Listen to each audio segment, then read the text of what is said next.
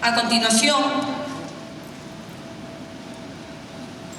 tenemos el alto honor de dar la bienvenida a Danilo Sánchez León, destacado escritor.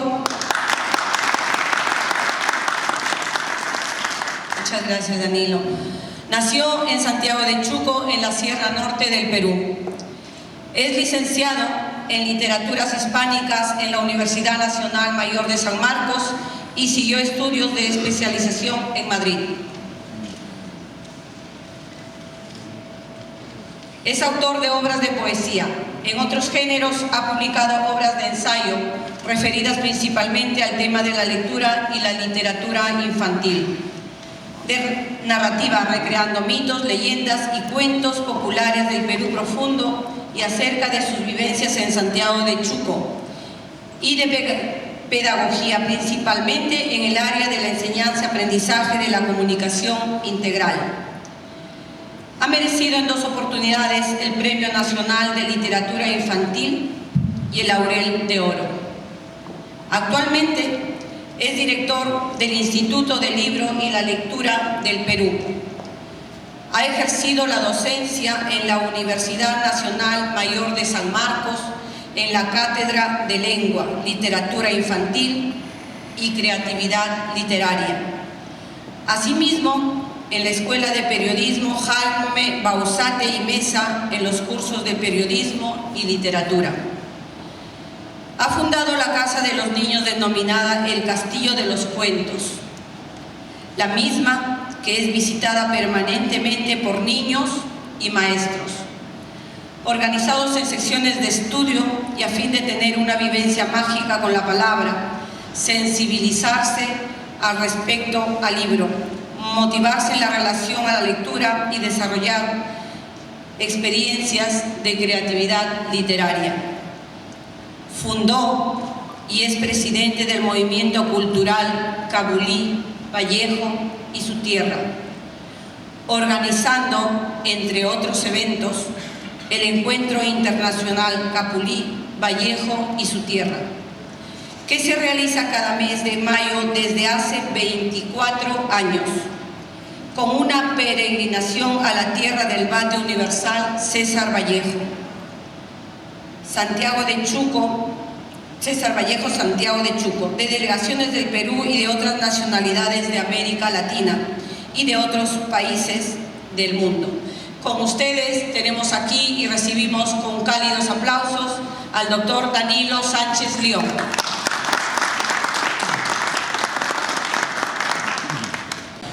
Muchas gracias, Ana Fallageldres, y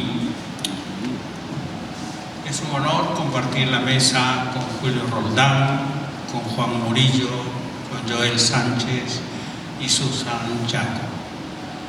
Como es un honor dirigirme a todos ustedes, amigos, y para tratar un tema que tiene que ver mucho con nuestra tierra, con César Vallejo y nuestra casa de origen, nuestra casa natal.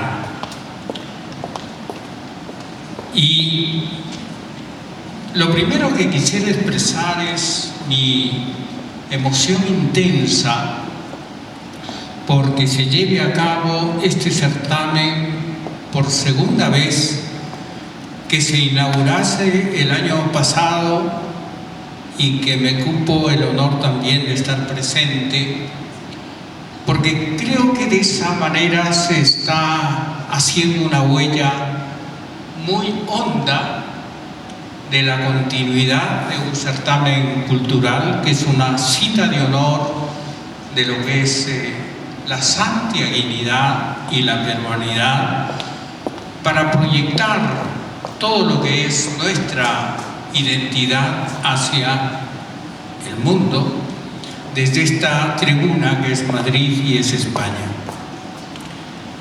Y también quisiera encontrar la significación que tiene de, en primer lugar, la denominación de la agrupación cultural que está organizando este certamen y que es Santiago de Chuco para el mundo.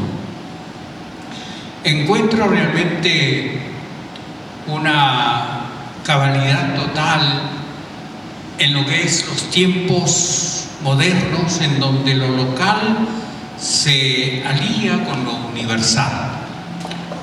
Decir Santiago de Chuco para el mundo es unir lo entrañable con aquello que es global, pero al mismo tiempo que hay un punto de partida desde lo nativo hacia lo universal, nos presenta el lado inverso, que es volver desde lo universal, en lo cual, por estar en Madrid y en España y en Europa, estamos situados, y hacer el viaje de regreso con todo aquello que hemos aprendido, experimentado y soñado de lo que podemos hacer en nuestros pueblos, que nos ha dado el ser, que nos ha dado el sustento, que nos ha dado la crianza para ser los seres humanos que somos. Pero de otro lado también hacer conciencia del nombre que tiene este certamen, cuál es Andando al Alba. Andando al Alba, que tiene mucha significación, no solamente que nos abre el camino de aquellos senderos que rodean el pueblo de Santiago de Chuco, puesto que es una expresión de César Vallejo que recoge el habla cotidiana. Nosotros en Santiago de Chuco decimos andando al alba cuando la noche anterior nos proponemos ir al campo, ir hacia esos ámbitos en los cuales se siembra trigo, maíz, papas y los productos de la tierra. Andando al alba no solamente tiene esa significación, sino también, creo yo, una significación histórica, una significación cívica, una significación política, porque reúne ese verbo que es andar y un horizonte que es andar a todo aquello que es nuestro país soñado, el país en el cual los valores fundamentalmente estén presentes y constituyan los lugares en los cuales la vida se desarrolle de la manera más idónea, como cabe anhelarlo siempre. Cuando Carlos, a quien también quisiera realmente rendir homenaje por el ser el presidente de la organización Santiago de Chuco para el Mundo, como también por organizar esta actividad, Carlos Benítez, me preguntó el nombre de mi disertación. Yo le dije inmediatamente César Vallejo y la Casa Estaciada. Fue espontánea esa denominación porque encaja perfectamente, primero, con lo que es Santiago de Chuco para el Mundo. Indudablemente nosotros partimos de la casa. Encaja con lo que es la denominación del evento, Andando al Alba, porque lo decimos también desde nuestra casa. Cada vez que nos proponemos al día siguiente de madrugada andar al alba por los caminos que van hacia uno y otro ámbito del mundo rural, del mundo campesino, de ese mundo de lo cual nosotros tenemos que aprender mucho, de ese mundo donde César Vallejo recoge su lenguaje. Y recordar que en el primer libro de César Vallejo tiene este poema que él titula El pan nuestro, que parte desde la casa, en donde se lee: se bebe el desayuno, húmeda tierra de cementerio huele a sangre amada, ciudad de invierno, la mordaz cruzada de una carreta que arrastrar parece una emoción de ayuno ensangrentada. Es prácticamente la visión de lo que es el paisaje, porque desde la casa de César Vallejo, desde el pollo que él menciona tanto, lo primero que se divisaba era el cementerio.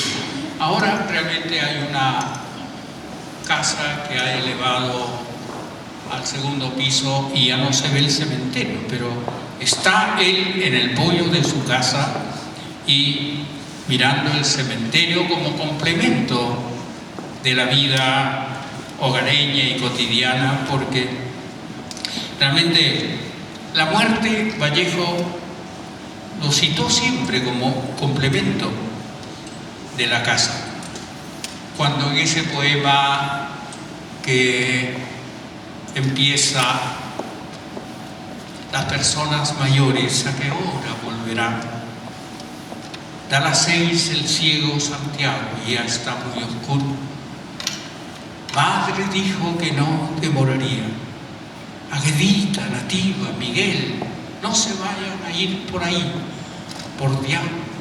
por donde han pasado, cambiando sus memorias, dobladoras penas. La muerte de César Vallejo tuvo el valor de hacerlo caber en la casa como algo que nos enseña sabiduría, pero también como algo que fecunda la vida. Hay un poema que él titula Enereida, al final de los poemas humanos, que trata de su padre y que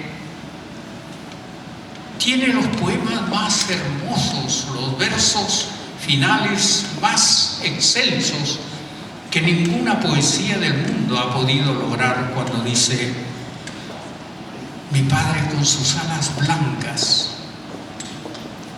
de hermana de la caridad, mi padre con sus alas blancas de hermana de la caridad, día eterno es este, día eterno es este. Y se refiere luego a palomas blancas y a la trascendencia de lo que es su padre y anciano, que es una víspera que va a morir, pero que se va a convertir en todo aquello que es lo excelso de nuestra memoria, para hacer que la vida se desarrolle con esa excelsitud con que se hace cuando a esta vida contingente unimos la vida trascendente.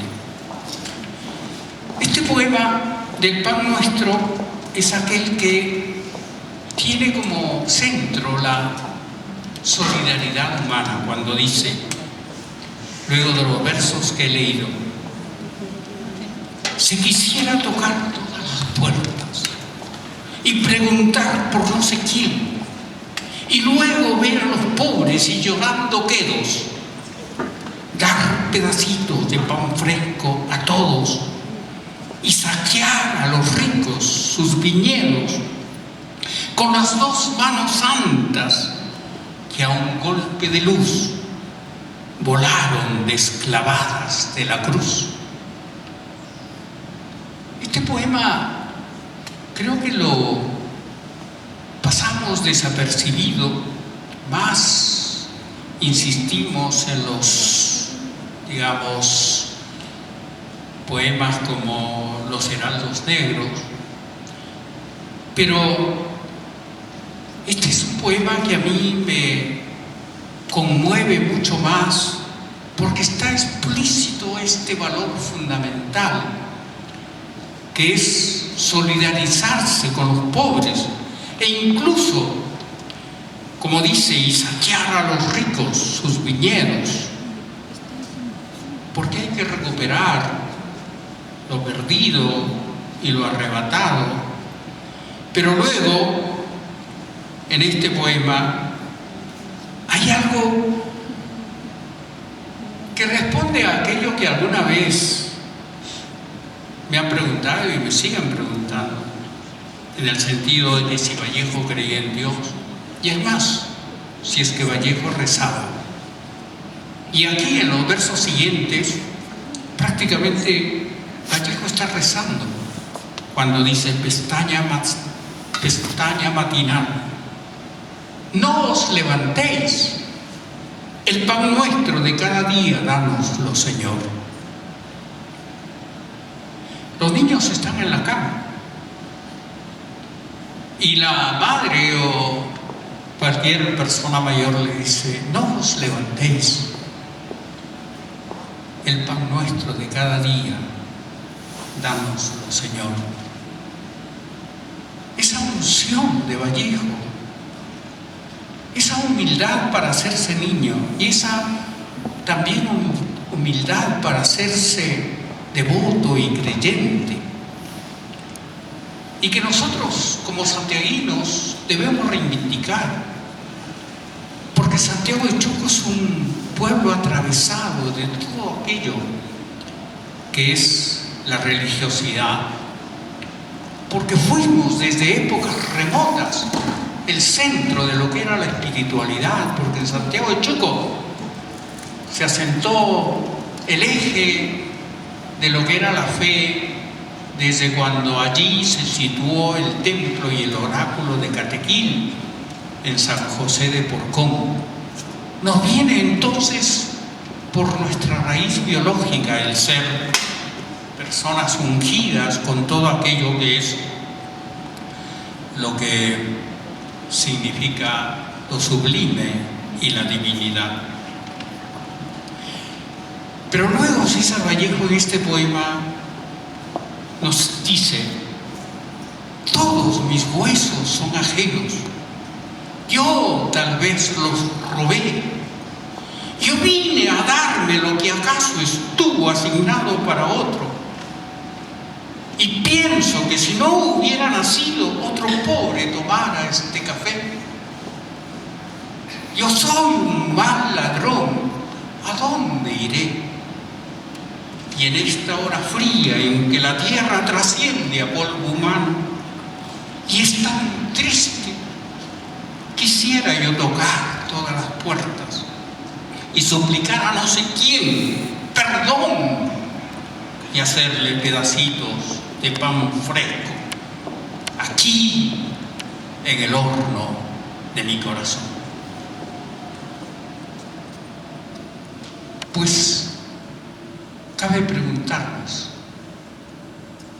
esta visión de lo que significa compartir el mundo con el mismo destino que nos toca, con todos los demás, hasta el punto de pensar que yo pude ser otro que mis huesos y que el café que estoy tomando está bien de aquel que llamamos o mi prójimo o mi hermano.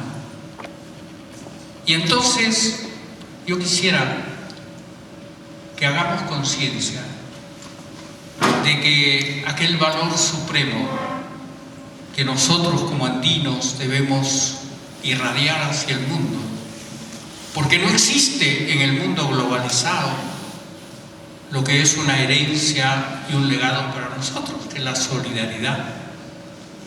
¿Dónde nace? En este poema, César Vallejo nos está demostrando palmariamente de que nace en la casa extasiada, como quise denominar a esta conferencia cuando Carlos Benítez Sánchez me preguntó ¿sobre qué tema quieres decir tu disertación? sobre la casa extasiada por este hecho, porque allí nace este valor supremo que creo que es aquel que nos salva y nos redime como andinos, que es la solidaridad. Es más, nace en la cama cuando dice pestaña matinal: no os levantéis, el pan nuestro de cada día, dámoslo, Señor. Porque rezamos nosotros en la cama, al despertar o al dormir. Y entonces sintamos la autenticidad de César Vallejo, desde donde él hunde su raíz, desde lo que es el mundo cotidiano, desde lo que es el mundo hogareño, desde lo que es la familia. Porque aquí están todos, en este poema, el pan nuestro, que tiene un título bíblico, que es casi como un Padre Nuestro, y que constituye el mensaje fundamental de lo que es el Evangelio Vallejo. Pero el poema de la casa, el poema que secunda a este, que lo complementa, es aquel que está en Trilce. En todos sus libros, César Vallejo, desde Los Heraldos Negros, pasando por Trilce, que es un poema o un libro o un poemario de cárcel, porque lo escribió en la cárcel. César Vallejo, cuando fue capturado el 5 de noviembre del año 2020, y recién salió libre el 26 de febrero del año 1921, después de 112 días de cárcel, escribió Trilce, que es lo único que llevó. No llevó ni una frazada a la cárcel, sino únicamente un cuaderno donde estaban los poemas que había escrito y que eran sonetos, y que luego en la cárcel reescribió y compuso otros. Pero de los poemas de Trilce, que son herméticos, que son amargos, son poemas de cárcel, tiene como si fueran fuentes. Ahora que venía en el auto con Manuel Bejarano Saavedra, me hablaba de las tierras de su familia y decía, era una tierra que estaba bendecida porque tenía manantiales, cerca de 6 manantiales. Y entonces en Trilce utilizaré esta figura. Hay los manantiales de los poemas de hogar, dentro de lo que era o es ese panorama cruel de la cárcel. Hay en Trilce los manantiales, que son los poemas de hogar, uno de los cuales es este, que dice: Tahona es tuosa de aquellos mis bizcochos. Miren cómo empieza: Tahona es tuosa de aquellos mis bizcochos, pura yema infantil innumerable, madre, pura yema infantil innumerable, madre. Esa sintaxis, ¿no?, tan quebrada, nunca escuchada antes, porque cuando se dice ¿dónde está el Vallejo innovador? ¿Dónde está el Vallejo que cambia el idioma? Pues en esa manera de hablar, no en otro ámbito sofisticado, sino en esa simplicidad quejosa, de llanto de niño que él tiene, y que lo notamos cuando dice: oh, tus 4 gorgas asombrosamente mal plañidas, madre, tus mendigos. Es un niño que uno lo siente que está delante de su madre, pese a que su madre ya para esa fecha era polvo, era ceniza, era terrones vueltos a la tierra. Y sin embargo él lo escribe como si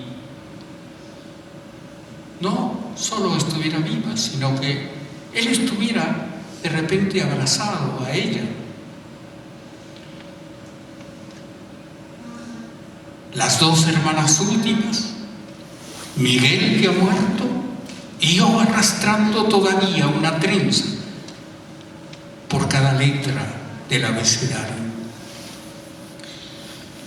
¿Qué es Taona Estuosa?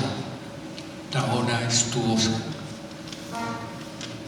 Pues por el sonido, nada más que por el sonido, diríamos Taona Estuosa. ¿Qué es? Es mundo, es tierra, es madre, o sea, por el sonido. César Vallejo pone estas palabras por el sonido, pero significa también, porque cuando se dice César Vallejo era un genio, ¿por qué? Porque el idioma español, este idioma que no es de raíz andina, él lo logró asimilar y empapar tanto de lo que era la humanidad, que síntesis en el caso de un país como el Perú, de todas las sangres. Estas palabras, Taona Estuosa, que significan horno caliente, pero que por el sonido, por aquello que es lo más simple del lenguaje, por lo que es este lado, este ámbito de la oralidad, esas palabras, Taona Estuosa, pues podrían significar indudablemente madre. Pero tus 4 gorgas, ¿qué significan gorgas? Gorgas significa alimento de aves de cetrería. Y uno dice que son los hijos pequeños, sino aves de cetrería. Y quizá lo más atrás, lo más básico, alimento de aves de cetrería. Y entonces vemos cómo en un poema a la madre él sintetiza tanto, como cuando dice de los 4 a los cuales se refiere como hermanos. César Vallejo dividía a sus hermanos, que eran 12, en los viejos, los mayores y los pequeños. Aguedita, Nativa, Miguel y él eran los pequeños, los últimos, con los cuales él conforma prácticamente su fortaleza, que se quiebra cuando muere Miguel. Miguel muere cuando tenía 24 años.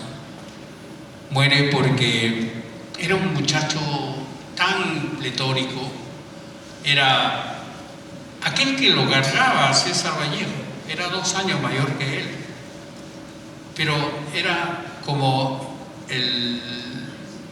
la dualidad complementaria, de lo cual hablábamos anoche con Carlos Benítez en la mesa de comer, la dualidad complementaria. Miguel muere, César Vallejo no pudo estar en el entierro, justamente esos días sustentaba su tesis en la Universidad de Trujillo, pero vistió luto durante 1 año y cuando muere Miguel la casa se derrumba para él.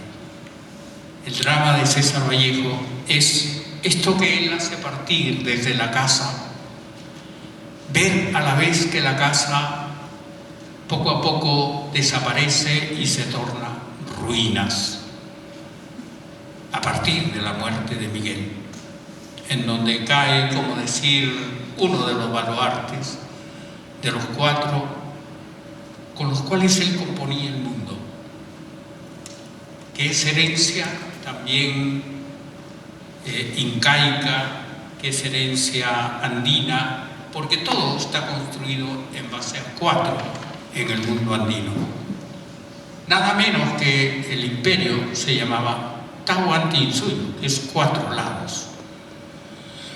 Pero en este poema, Taonestuosa, que es el 23 del libro Trilce, él continúa diciendo: en la sala de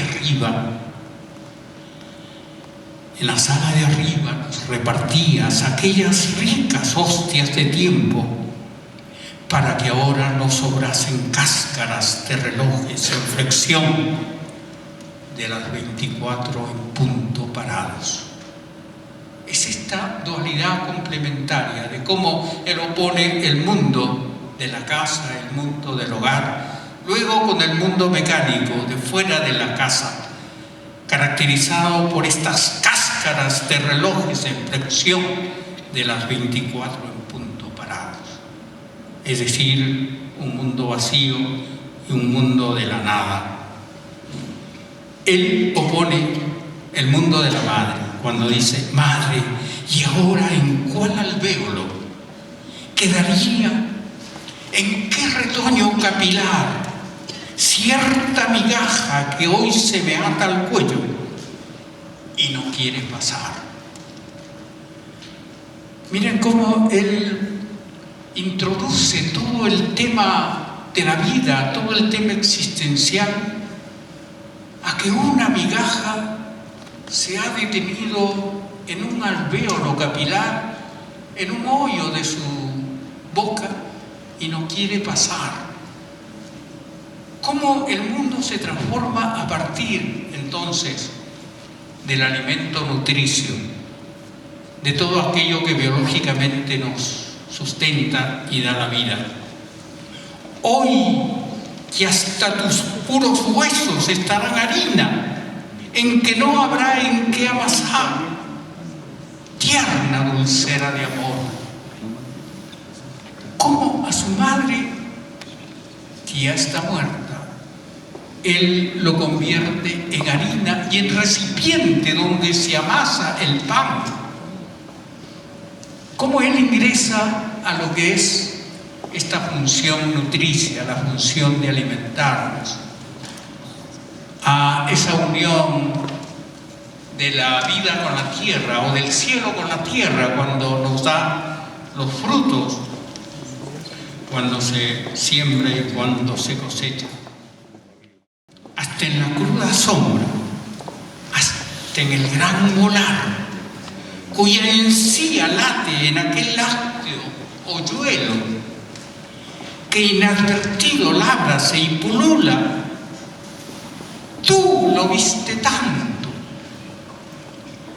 Es la relación del niño con su madre, porque aquí está refiriendo a que la madre le abre la boca y lo mira en aquel hoyuelo, aquella migaja de pan que se ha atracado en la encía, en el alvéolo capilar, y luego esta imagen que a mí me conmueve tanto, que dice: y en las cerradas manos recién nacida. ¿Qué madre no abre de su niño, de su bebé, la mano y mira las líneas que están marcadas para adivinar su destino? Esta relación de César Vallejo tan íntima, tan entrañable con la madre, en que le dice que una migaja de pan se ha puesto en el alvéolo de la boca, en la encía, y no quiere pasar, y la madre le abre la boca y le mira el hoyuelo de la cara, pero luego le abre la mano del niño y mira su destino en las cerradas manos recién nacidas. Tal la tierra oirá en tu silenciar cómo nos van cobrando todos el alquiler del mundo donde nos dejas y el valor de aquel pan inacabable. Compara este mundo de adentro, este mundo de la casa de la madre, y es más, este mundo de la boca, en donde nosotros prácticamente hacemos la devolución y pasamos los alimentos, en donde para él la desgracia es que una migaja de pan se le ha atracado en un alvéolo, en una encía.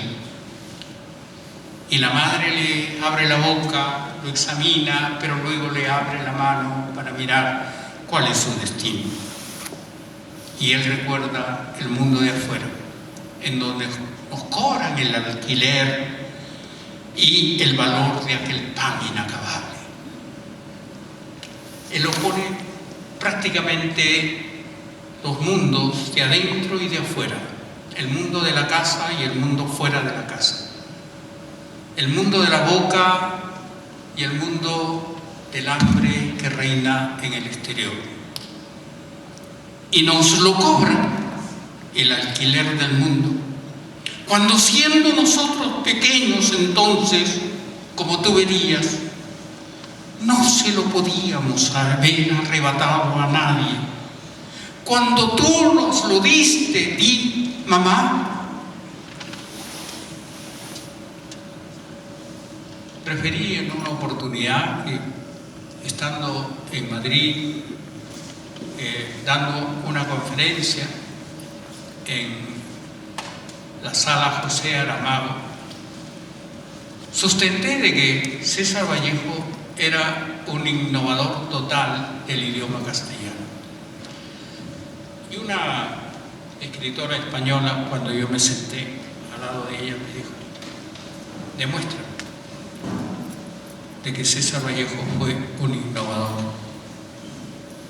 ¿En qué verso? Me dijo. Abrí el libro y justo tocó este poema. Y miré el último verso cuando dice: cuando tú nos lo diste, di mamá.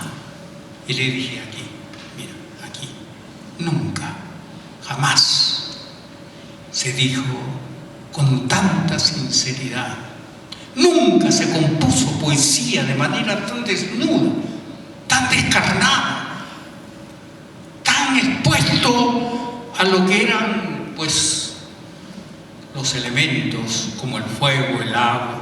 Cuando dice: cuando tú nos lo diste, di mamá, este di que jamás ingresó a la poesía, ni siquiera a la lengua castellana, pero que nosotros lo decimos en Santiago de Chile. Ahora cada vez más en la libertad, el di que es estar al lado de alguien, el di presente, el di de la hermandad profunda. Esta escritora lo miró, pensó varias veces y me dijo: me convenciste. Muchas gracias. Muchas gracias, querido Danilo, por llevarnos